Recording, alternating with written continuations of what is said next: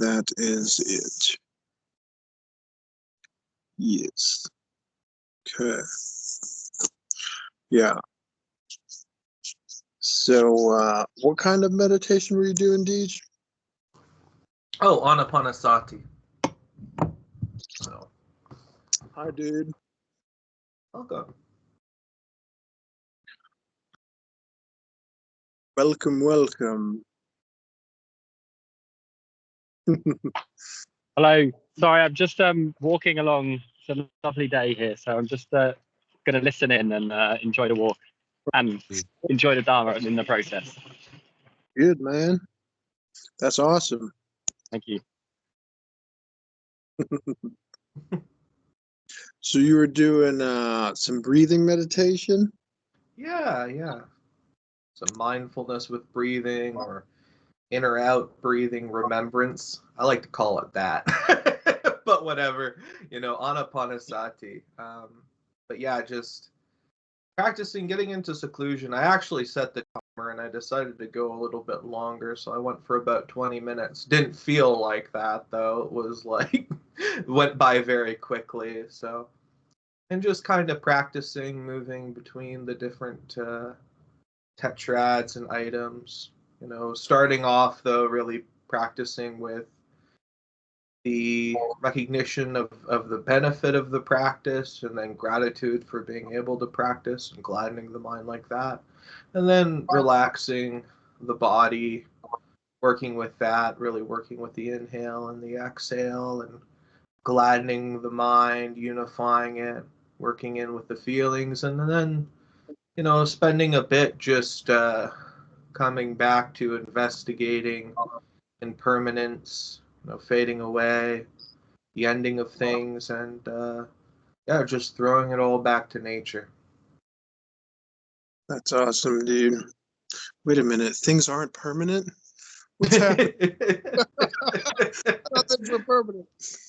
No, I'm joking. I'm glad they're not permanent because, man, that would be crazy. I always think of Interview with a Vampire when they tried to seal him up behind a wall. And then I remember thinking, oh shit, he's immortal. He's not going to die behind the wall. He's going to live forever. But then his friend saves him. But I'm glad it's fiction, Otherwise, God knows what evils humanity would commit with permanence.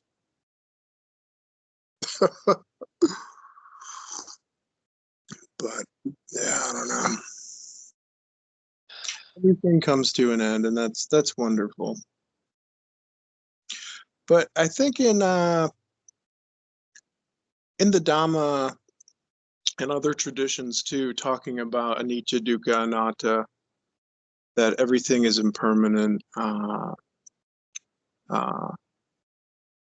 Everything is dissatisfactory by nature if we cling to it too strongly.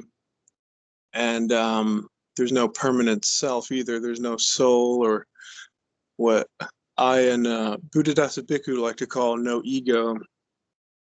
Or realizing that there's a illusory concept called the ego that can be a useful tool, but if we solidify it and identify with it, that's where a lot of the bad dukkha could come from.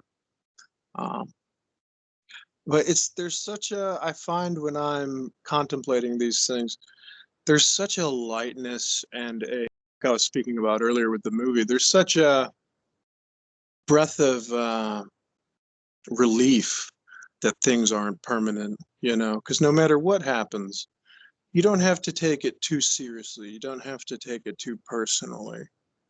And one of my teachers, Sailor Bob, he used to say, there is no death, there's only life. If we're looking at ourselves as a living Dhamma, as nature, whatever you want to describe it, God, the universe, you could even describe it as souls. I know a lot of Buddhist people are going to be like, there is no soul. I don't mind using language like that. And I don't even mind contemplating or playing around with the notion of souls actually existing. But the Buddha, that's not what he taught. The Buddha taught dukkha, dukkha, nirodha. So whether souls or these metaphysical things exist or not is not necessarily important at all. And in many cases can become a hindrance on people's playful quest for satisfaction. But yeah, I'm glad that there's not much to take seriously. There's not much to hold on to as permanent. And that this notion I have of myself with this personality and the story of the past and the future isn't that important and isn't all that special.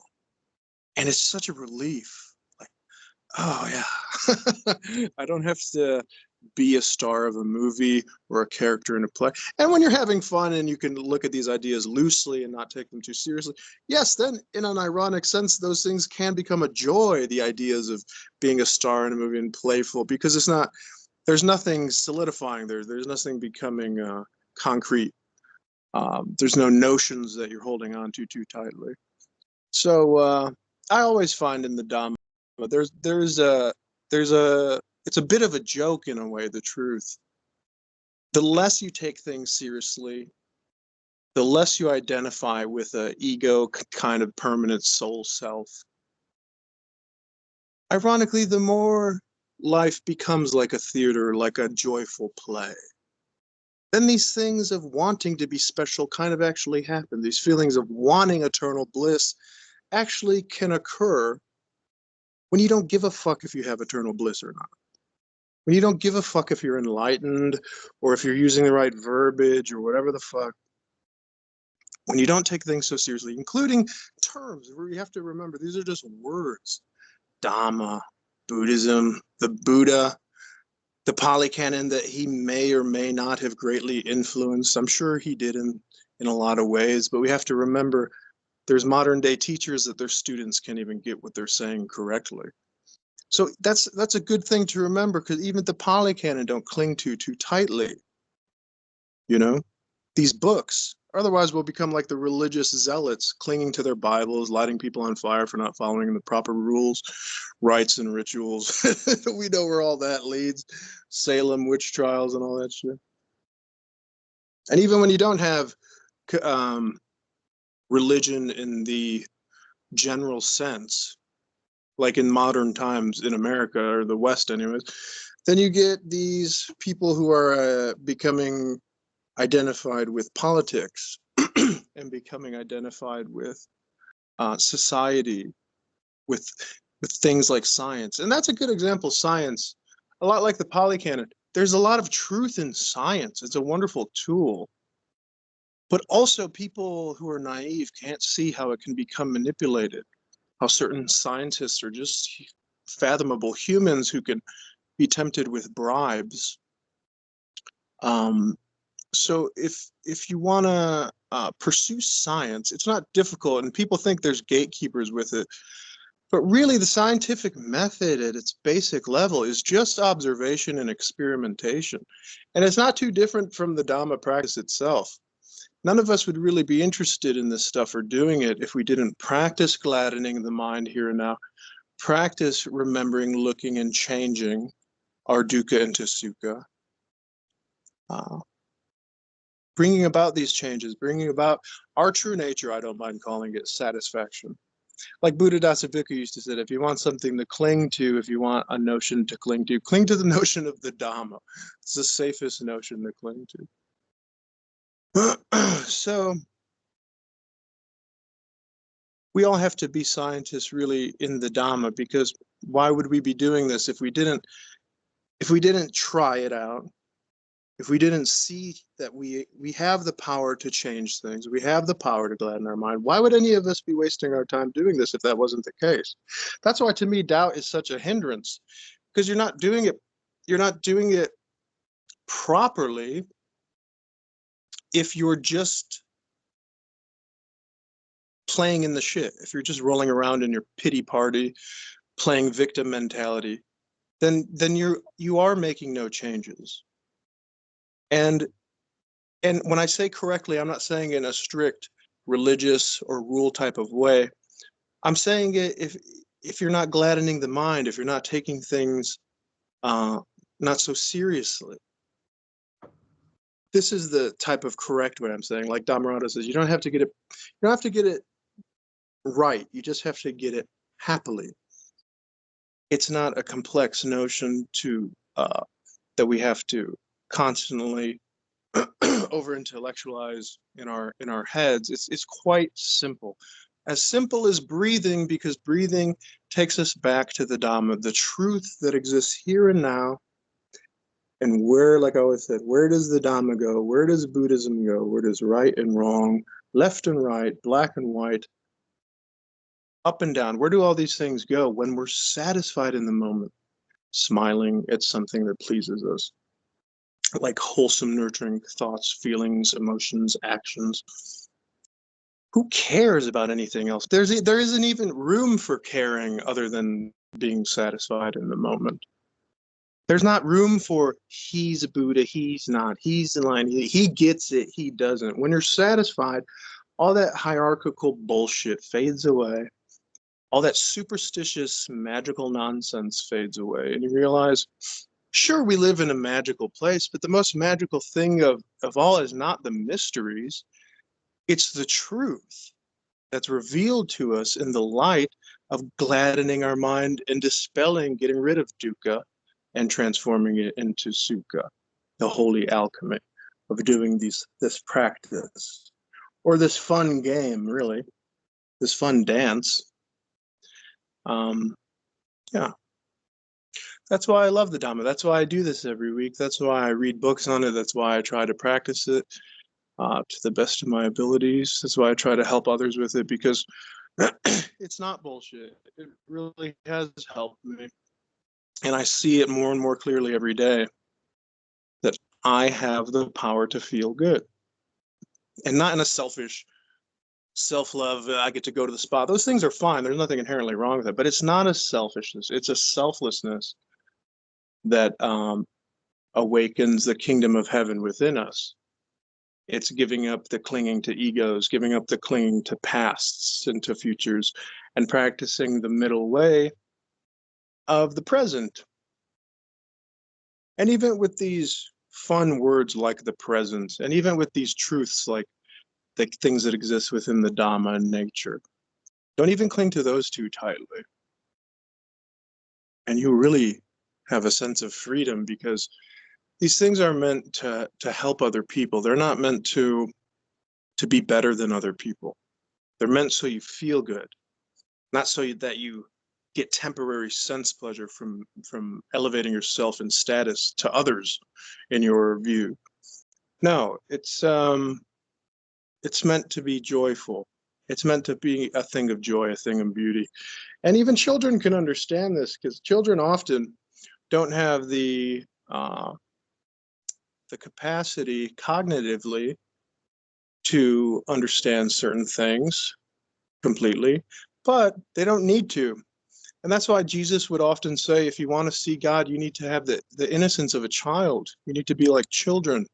Because a man in a suit, in a business suit, running late to this, running late to that, conquering the world in this way, conquering the world in that way, he takes himself too seriously. He's solidified this ego, this self. And you can't use your imagination when you do that as a child. You can't see God and play with the angels in the garden and make up imaginary creatures. You take yourself too seriously. Therefore, by his own doing, he can't see God. And neither can anybody else for that matter. They can't see the Dhamma. They can't experience these things because they won't allow themselves. They've created their own hell. And that reminds me of a quote by Jim Morrison, that we love the chains that bind us. And not so much because we love the outcome, but it's just a familiarity of it. The sankharas, the kama, the bad habits, it's all we've ever known, and it's all that society has ever told us. That is valuable. And we believed it because we were children. We had no real choice in the matter. But once you become an adult, then you realize, oh, there is a choice. I always did inherently feel that something was wrong with society. Even as a child, I was telling DJ this a while ago, even as a child, I would always see my parents fighting and bickering over bullshit and acting in horrible ways. And I would know, And they weren't all bad. I'm not complaining. They were very lovely people, and like everybody else, but in the dark times, as a child even, I remember thinking, what the fuck is wrong with these people? Why are they so worried about this stupid bullshit? So the sofa got a hole in it because we were playing. So we spilled some water. Big fucking deal. Clean it up. Get over it. And that was the natural wisdom that exists in all of us. The Buddha nature is there all the time. You can't get rid of it, really. So you guys want to say anything that's on your mind, or any questions or whatever? This is not just me lecturing. This is for all of us. If you want to talk, if you want to participate, this is just a chill atmosphere. Nothing crazy going on. So, just maybe a quick question for me. First of all, I like this idea of the best way to be renunciate is to experience some joy in the present moment, right? Like it's something I'm really trying to work with at the moment. I'm sort of got some very, very persistent habits that I wish were not, and when I say that, I mean things like just use of social media. Well, sorry, not so much social media, more just like generally my phone, and getting hooked on YouTube and stuff like that. And I know it's very contrary to the Dharma. So it's something I'm really trying to figure out how to limit my consumption of. And one way, I guess, is to really, just earlier today, I had a bit of a YouTube binge. I was working, and then I had like half an hour in between work and in between meetings, and 25 minutes were YouTube binge, and then 5 minutes was just like letting it go and sitting and doing a sort of meditating for 5 minutes. And those 5 minutes were more relaxing than the previous 25. But for some reason, I keep going back to the 25, which is, I think, what you were saying about it's what's familiar, right? So you just, even though it's, what was that? Who was it? The quote you said, was it Bob Dylan or Jim Morrison from the Jim Morrison? That's it. Yeah. So that definitely spoke true to me. So anyway, so I like that. If you've got any tips or anything to share on just trying to sort of ease out not very wholesome habits. And then the second question I had was, what have you read, especially from Buddhadasa? What books have been kind of helpful? Maybe intro level stuff for Buddhadasa himself. And also anything. Sorry, it's just a link to that question. But you've mentioned a few things on. You've mentioned sort of Jesus Christ a few times, and I'm just curious what exposure you've had to those teachings, and if there's any books or anything related to him as well. My dad is a former pastor, so I kind of got very turned off Christianity just through having been fully immersed in it as a kid. And so I'm just interested when you mention his teaching sometimes, just curious to know why, and anything else you wanted to share on that. So that was from me. Okay. Well, if you're on YouTube looking at Dhamma videos, if you're on YouTube looking at videos of a silly cat that's bringing you joy, it's not necessarily bad. Maybe if you're looking up like how to kidnap people or something, that would be considered not so wholesome. So it doesn't really matter that you're online a lot. What matters is if you're satisfied and what's the content you're consuming. Because the internet, like everything else, is just a tool, like a hammer. I always say you can hit somebody in the head with a hammer, or you can build a house with it. So it depends on what you're doing. Christianity, I was raised a Catholic, but I always liked Jesus's teachings better than modern Christians' kind of points of view. And everything I read on Jesus seemed pretty awesome, but everything aside from the red letters in the Bible seemed a little weird. So then as I got older, to go into like your third question, I would get into Leo Tolstoy, who renounced many of his world famous books when he was an atheist, and then later in his life as an old man became a Christian.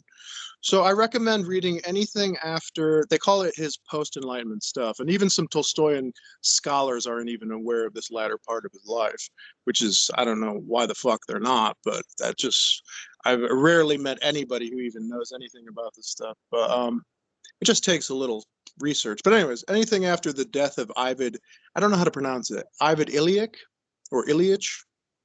Anything after that is when Tolstoy began his spiritual journey into Christianity and became kind of a mystic himself. And his version of Christianity, they call it Tolstoyan Christianity, based loosely off of the Quakers and also anarchism, in a sense, with in regards to the politics. But a lot of people could argue Jesus was a bit of an anarchist himself. So yeah, and one of the best books from his transformation into atheist, into his type of Christianity, which in my opinion is more like Theravada and Zen Buddhism in its structure and practice, is A Confession and Other Religious Writings. It's a small read, it's a quick read, and it's on my, probably one of the best books I've ever read. It's called A Confession and Other Religious Writings by Leo Tolstoy. Okay.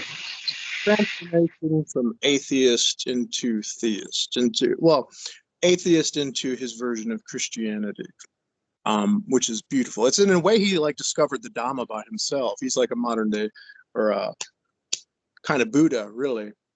And Buddhadasa Bhikkhu books, a book I really enjoy where Buddhadasa Bhikkhu does mention that anicca dukkha anatta, the anatta in that is translated at first as no soul, but he kind of goes into what I basically agree with, is that what the Buddha was really trying to say was referring to the ego, the impermanent self of the ego. And so he does mention the soul part, but then the whole book is about anatta, no self. It's about the void, the voidness. It's called Heartwood of the Bodhi Tree. And another great one that's a little bit more pricey on Amazon, but one of my all-time favorites, is The Truth of Nature.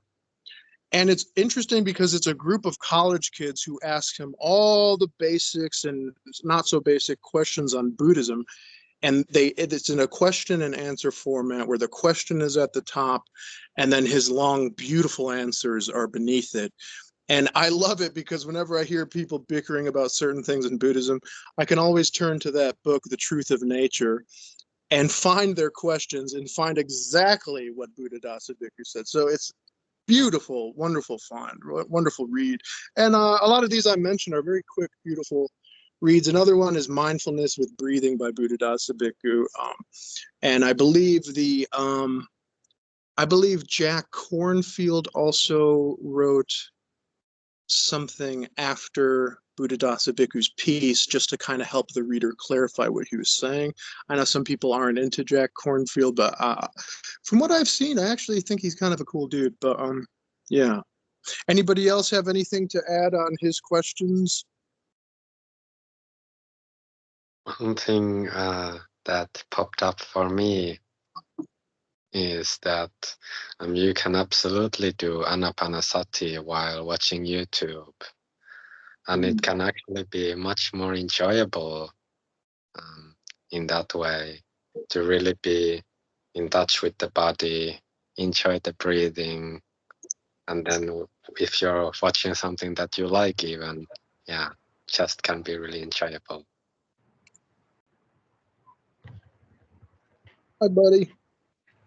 And thank you for that. Thank you for that response too.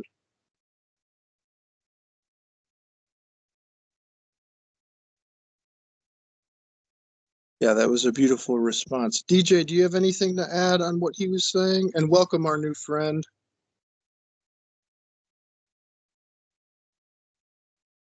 Yeah, I don't really have anything to add. Yeah. Yeah. For our new friend, it doesn't really show me the names on here, which I regret. But anyways, for the newcomer, we were just answering questions on some Christianity, and I was reading some Tolstoy and his version and his transformation from atheist into Christian through what they call Tolstoyan Christianity. And we were talking about, is being on YouTube and searching the internet, is it a bad thing necessarily? Is it a good thing? Does it depend on what you're watching? Should you be meditating instead of doing that? And also, we were going through some recommendations of Buddhadasa Bhikkhu books that I like. And one of them was The Truth of Nature. Do you have anything to add on that, our new friend? Well, I don't want to argue about it, but That's okay. you know, Arguing's a there's part of life. there's a good common sense. You're doing something that is skillful or unskillful, but that's not about black and white. So being on YouTube or being on TikTok or being on Discord, that doesn't really mean anything in particular. You could be, on YouTube listening to a Dhamma talk and attain insight, or you could be on YouTube, watching something horrible, watching, some kind of violence. And also, even deeper than that, it's about the quality of your mind. So you could be sitting somewhere watching a YouTube video that's horrible or unwise, but you could be in a state of mindfulness and detachment. Now, that's not necessarily going to happen, but it points to the subtlety of the mind, which is what you need to watch, rather than the gross activities that you're doing. Some activities are more or less gross, but it's still about the mind. Yeah, that's interesting. Yeah, I agree with that because yeah, one person could be watching some videos that would be generally looked at as bad, let's say, and then they'll get some bad fruits that bear from that. But other people who are watching the video, they might get something completely different based off of their perception and right understanding and just good attitude. So you never know. Some people, um, some good intellectuals, they might watch a lot of beautiful PBS and nature videos, but in their heart, they might be really shitty people. So, yeah, they're watching good stuff all day, but if they're not compassionate, if they're not nurturing and wholesome to themselves and other beings, what good does it do? Yeah. For myself, I try to um, always be studying things about the Dhamma. Well, always in the sense of when I can get around to it, if I'm not doing other activities that need my attention. But even in those other activities, I try to keep the practice going because, like I was saying earlier, I view it more like a lifestyle, not so much I set my watch 10 minutes, I got a sitting meditation, and then I got this, and then can you do sitting meditation? Can you do walking meditation? Of course. Can you find solitude? Is that good, especially for beginners? Of course it is. But ultimately, we have to make the Dhamma practice a lifestyle where we're always practicing this stuff throughout any activity, whatever we're doing, whether it's smoking or in church or in a zendo or wherever we find ourselves. We have to make these things a good habit of gladdening the mind wherever we are. In the words of U.G. Krishnamurti, this famous, not so famous, maybe infamous Indian saint, he said, if this stuff doesn't work in traffic, what's the point? It's easy to be peaceful in the forest. It's easy to be peaceful on top of a mountain with no responsibility. Can you be peaceful in traffic? Can you be peaceful when the environment is not so conducive to peace? That's a good way to test yourself. And that's often why a lot of Theravadan monks would go meditating in the graveyards, because in that culture in Thailand, a lot of them believe in ghosts, or they do have very real tigers, and a lot of them would go meditating just outside of tigers' caves. And I've even heard crazier stories that monks would sometimes go out at night to find the tigers, and many would die. Do I recommend this? No, but it is stories and practices that have existed, and I believe there was some really good energy behind those practices, even though to us in different cultures, and even people who still might be from Thailand and still might be practicing Theravadan Buddhism from Thailand, it's a bit weird even to some of those people. So, and it's not surprising. But when I hear stories like that, it makes me happy. It's like, wow, these guys are really dedicating their lives to the Dhamma. And some of them have literally given their lives. Is it the wisest thing to do? I don't know, but I'm not here to judge. So. But I enjoy hearing those stories about that stuff. What do you guys think? Is it a good idea to test ourselves, to go into environments that cause fear in order to see where we are in our practice? What do you guys think?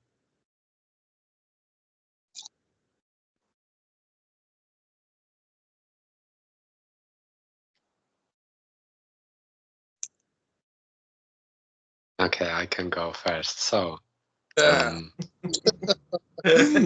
oh, I think it would be for, like, in my case, I definitely have tried to bring anapanasati and just being mindful in general to difficult situations. And then I also, one advantage in that, if I notice that it's not enough in that situation, then there can be the realization that, oh, what a relief, I can leave this. And bringing back to maybe watching a YouTube video, if you really see that brings dukkha, then if you're mindful, you can see that, and oh, what a relief, I don't have to watch more. So that can be another benefit to bringing it to difficult situations and testing oneself. Yeah. Totally. If I can just, yeah, I'm going to try this. I think it's interesting. Excuse me. I guess it's just these algorithms are really, really clever, aren't they? And they're really, they've figured out how to make lots of money off us. Yeah. And so I just know if I have a zero tolerance approach to stuff, then the clinging goes down after a while. I'll give you a slightly more graphic example. I haven't watched porn in basically a year at all. But throughout previously in my life, it was always a battle, like trying to give it up and then not being able to. And I always found that if I watched a little bit, it sucks me in again, and then I wanted to watch, and I got caught up being tempted to watch more. Whereas having just completely gone cold turkey on it, it's now become, and I know in my mind it's such a trigger that I just know I can't even go close to that. And as a result, it's now I don't even think about it. It doesn't even come up in my day. I don't think, there's no resistance there because there's no need to have it. So I don't know. Maybe it depends, to answer the question, Dhammadasa. Maybe it depends on your level, your susceptibility to certain things, and some things are just, and everyone's different in that regard, aren't they? And some things are easier to give up than others, perhaps. And if it's something like for me, if I don't know, I like ice cream, but I don't absolutely love ice cream, so I can have one ice cream and I'll be good. Whereas maybe some other things are a bit more tempting. Anyway, that's my take on it. Yeah, good response, man. So many things to go into in that response. How about you, DJ? Yeah, I think it really depends upon like the practitioner, whether like the cold turkey approach when it comes to really anything that we want to give up, right? That we don't see as beneficial. Or like, so the cold turkey approach where you just say, okay, I'm giving it up. And there's more of a deliberate, sort of rule there, but we kind of work with that. Or there's, kind of like weaning oneself off of whatever it is, or like working with it, right? Yeah, I think it just depends on the practitioner and where they're at. Hmm. Yeah, sex porno. That's an interesting one because what I always liked was Ramana Maharshi, this Indian saint's kind of point of view on it. He said it's almost better to watch porno, engage in sex, whatever, um, in a balanced way, if it means the majority of your day it's going to be out of your mind, as opposed to somebody never having sex, trying to dispel those thoughts, and constantly thinking of sex, constantly being agitated. Ramana Maharshi said he would recommend giving it up ultimately, but he said it's almost better to do it in a balanced way than to just physically be celibate, but have it on your heart and mind all the time. And I thought that was well said. And I kind of think sex is like everything else, and you'll always hear me repeat myself with everything in these regards in the Dhamma, is it's a tool. It's a useful tool that can bring a lot about a lot of joy, and often can bring a lot about a lot of suffering and dissatisfaction. And I think it's about our relationship to it. Are we changing the things that are causing dukkha? Are we changing those things in regards to that particular thing? Because ultimately, it's just like anything else. It's a natural physical itch we have to scratch. Or you don't even have to scratch it if you can discipline yourself in an easy kind of way. So it's really a dealer's choice on that matter. For myself, I don't think sex is that huge of a deal. I think masturbation, porno, sex is a natural part of life, a beautiful, amazing part of life. And we do have to be careful because, like a lot of these things that can give us a lot of temporary sense pleasure, they can give us even more joy if we're not entirely attached to them. That's when you get the real joy, when you see it for what it is. It's a thing that exists in nature like everything else. It's up to us if we want to make it the God of our lives or just another beautiful leaf blowing in the wind, you know?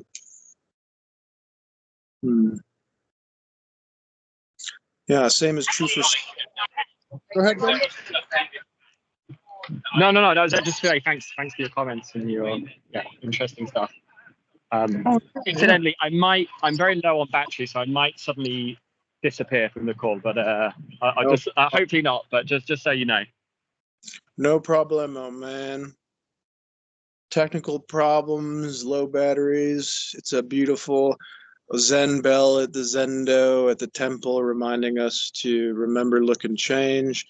So, these technologies, these things, they're impermanent in nature, like everything else, like this call will be.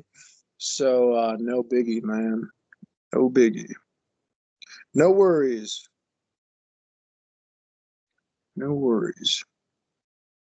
So that's about all I have for today. If anybody else wants to bring up a new topic or ask questions or anything, we'll continue. But if not, we can fade away. What do you guys say? I'm down for whatever. So Yeah, I'm cool chilling for a bit if any questions or topics come up, Yeah. Cool, man. Yeah, sex is an interesting topic because a lot of religions, philosophies, group mentality, think tanks on the subject kind of still, even in these times, look at it as something that should not really be talked about. But I think it's quite, I find in Buddhist circles, it's the most easiest to talk about, because of the lack of judgment on everybody's part. But like our friend was saying too, how he's been celibate for a year, that's wonderful, and I support that. And if that's what people want to do, it's wonderful, and I think that's great. And there's also different guidelines for different kind of promises you make. For instance, the monks in Thailand, they take vows saying that they're going to give these things up. So they have a little more, let's say, at stake than the average person. So for them, it's kind of a bigger thing. But for the householder, whatever you want to call it, the average person, the average Buddha, they have a little less pressure, but not always. Sometimes they have even greater pressures on the monks with that regard, in regards to that subject. So, yeah, who knows, man? Yeah. No, the monks are professionals, right? So, in terms of practicing renunciation in a way, but that doesn't mean that, you know, again, there isn't a great benefit to be had as a householder. And I think when it comes to, you know, the topic of renunciation, you know, of course, the 5 precepts are really wonderful guidelines, right? And of course, if one is practicing satisfaction here and now, they're going to keep them. But then when we kind of go beyond that, right? You know, when we choose like what to renounce or what have you, it's kind of like directly seeing that, and if there's a benefit, like in this case, right? Then yeah, wonderful, you know, go for it. I think it's also looking at the intention behind it, right? Like, so why are we wanting to give that up?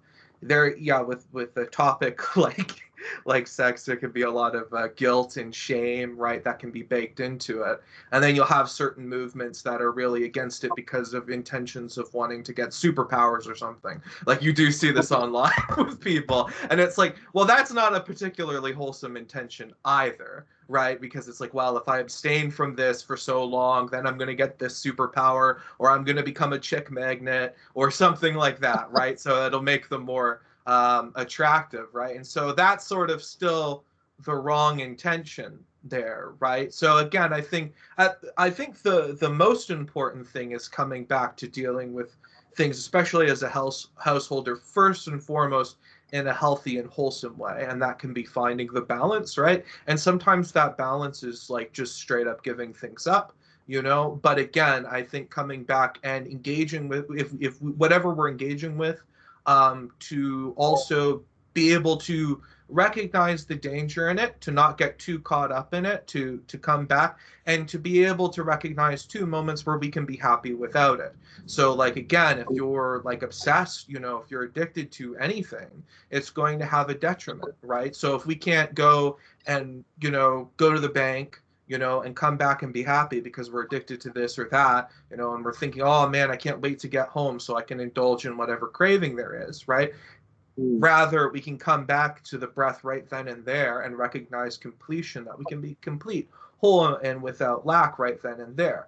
At the same time, sometimes with these rules or these expectations that we have on ourselves, these are also objects that we pick up and we lust after. So also being able to throw those out. So if we're talking about it practicing in a very immediate here now way, it's being able to recognize this now. Right now, I can be happy without these things. Right now, you know, I can feel whole, complete, without lack, you know, without anything, you know, just sitting, you know, here right now chatting with my friends. So yeah, you know, so coming back to the immediacy of it, yeah, is very helpful. Yeah. I agree with much of what you said. Really quick, I would like to touch on, you were talking about the monks as professionals.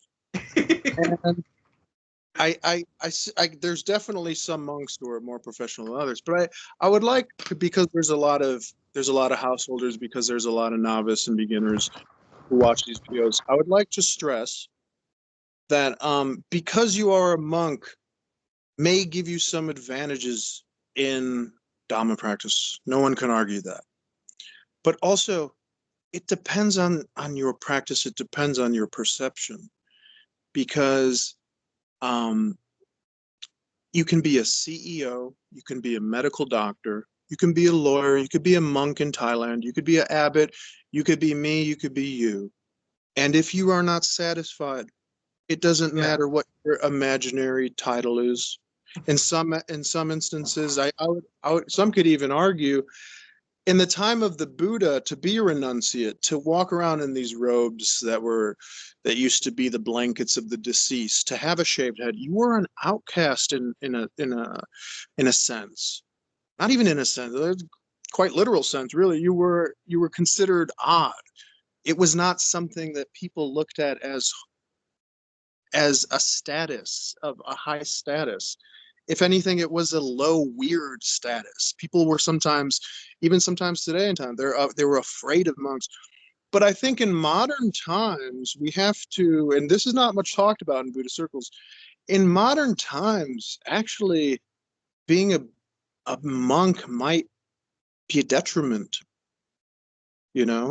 because when you're dressed as a monk, what happens? You get high status. You do. People see you as a bum on the street, they think you're a piece of shit. But put on some golden robes and a nice little necklace, and people look at you different. People treat you different, especially in Thailand. So in the Buddha's time, he did these things because he didn't want to be part of society in the sense that most people were part of society. But I could make the argument that if you become a monk in these modern age, it's a spectacle, it's a high status thing, it's a hindrance. But that's my point of view. I'm sure many others will disagree with me. But I think also because it's a hindrance, it also may help them to realize that wow, I'm getting these feelings of I have a high status. I'm getting these feelings of superiority. I'm getting these perceptions from others because I look a certain way, because I'm part of something that's regarded, and especially in Thailand, as they almost worship you. Really, let's just say it. So in that regard, if you're aware of that, if you have the wisdom of Buddhadasa Bhikkhu to grab your robes and say, this is just robes, then it doesn't matter. These silly words, that's what I'm really trying to stress. These silly words, monks, novice, householders, in my opinion, those are words that beginners concentrate on. Those are words that have no importance to me anyways.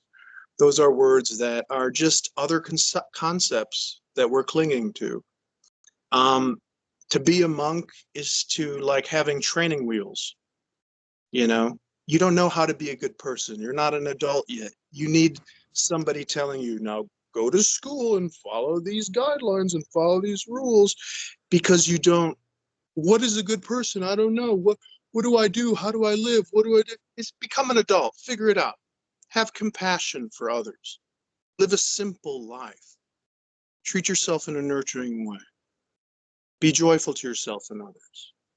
These are not difficult things. But for the people who are a bit more hard-headed, sometimes they need some training wheels. So that's my view. That's my unpopular opinion on that shit. Oh, yeah.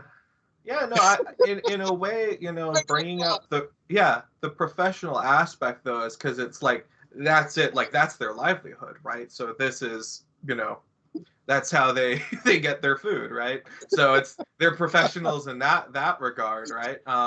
But I think a balanced approach is very helpful, and that balance comes from direct discernment when it comes to the issue, you could say, of monks and householders and what have you, because in a really noble practicing here and now way, we can throw out all these concepts and we can just see things as they are, and then exactly. So that's an important reminder to come back, and then of course, when we do get to functioning sometimes in the world, there are these concepts and these tools, and so it's depending on how we use them. So again, I think it, when practicing with the Buddha Dhamma, it's I think helpful to pay some respect, of course, to the people who go forth and really spend the time, to work on that. But again, that doesn't mean that a householder who spends that time also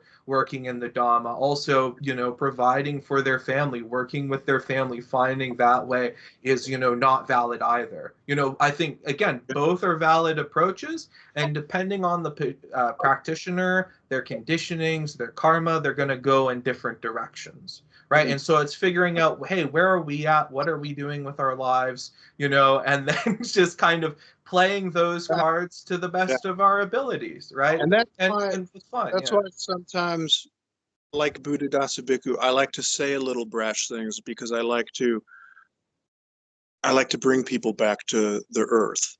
I like to bring people back to, keep in mind, you can call yourself the King of France if you want and give yourself a nice plaque with written in Crayola crayon, but you're just like us. You're just part of nature. So that's, I think, really helpful for beginners, and it's a really nice little tap on the wrist for monks who are getting a little bit big heads.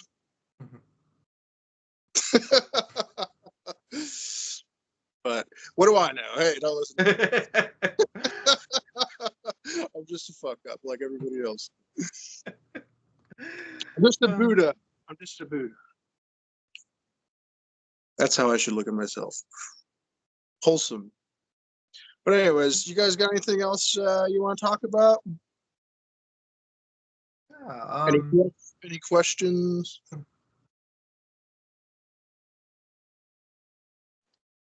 Just feeling good. Very good. That's the name of the game. Feeling good. Feeling satisfied. And then all these notions of monks, not monks, is there better, is there worse? All that bullshit fades away, and we're just satisfied. And there's no competitions, and there's no races to be run, no mountains to climb. But it is fun playing in this imaginary realm of words, isn't it? Mhm. As long as we don't take it too seriously, everything's fun. well, yeah, that's the interesting thing about having conversations, right? And kind of working with it like lifting weights, because, you know, in a conversation we're using words, right? And so, you know, doing that skillfully while also remembering to come back to reality as it is, to remember to not get too caught up in any of these concepts and ideas, you know, and coming back to that secure refuge of, hey, we can feel good right now. Because yeah, sometimes, you know, if we're talking about these concepts or these ideas and it's starting to bring in doubt, or it's starting to bring in all this questioning, you know, that's unwholesome. But this is why, again, the tool of coming back with the breath, coming back to reality here and now is so freeing and liberating. And there's an actual secure refuge with that, rather than this sort of, you know, you could say aimless wandering, but sometimes aimless wandering can be kind of wholesome, right, in some contexts. But you know, I'm talking about uncertainty, doubt, very much a wavering, you know, aspect, and that can be definitely a hindrance to the practice of just being satisfied here and now. It's like, oh well, I can't be satisfied here and now because I haven't met this standard, or only when I fly to Thailand and do all these things and go through all these austerities and become the perfect, you know, monk, or become the perfect renunciant, then I can finally be satisfied, rather than being like, wait a minute, that's another object that's just arisen in the mind right now. So can we see that and just abandon it? And if that's what we feel like doing, we can enjoy doing that step by step. We can come back, rather than feeling like we have to be in desperation the whole journey. Rather, enjoying each step. Each step is the destination. We can keep coming back again and again, right? So I think that's the way to go about life. In the most satisfactory way, is just to keep coming back to each step, each breath. Whether you want to become a monk, or you're kind of just, you know, or you want to become a doctor, or you don't want to become anything at all, and you're just chilling out right now, right? So I would recommend, especially for young men, but whoever, women, LGBTQ, whatever plus, if you want to go to Thailand and become a monk, if you want to pursue these things, I highly recommend it, and I think it would be greatly beneficial. Just a little asterisk on what I have to say. But yeah, man. Well, guys, it's getting to 2. I kind of got to get ready for something over here. But it was wonderful talking with you all. I wish some of our friends could stay a little longer, but it is what it is. Much peace and love. Great to see you guys again. And yeah, I love you guys. I hope you have a good rest of your day. Yeah, you too, Dhammadasa. Thank you. Much Thank peace. you. Peace. Bye, dudes.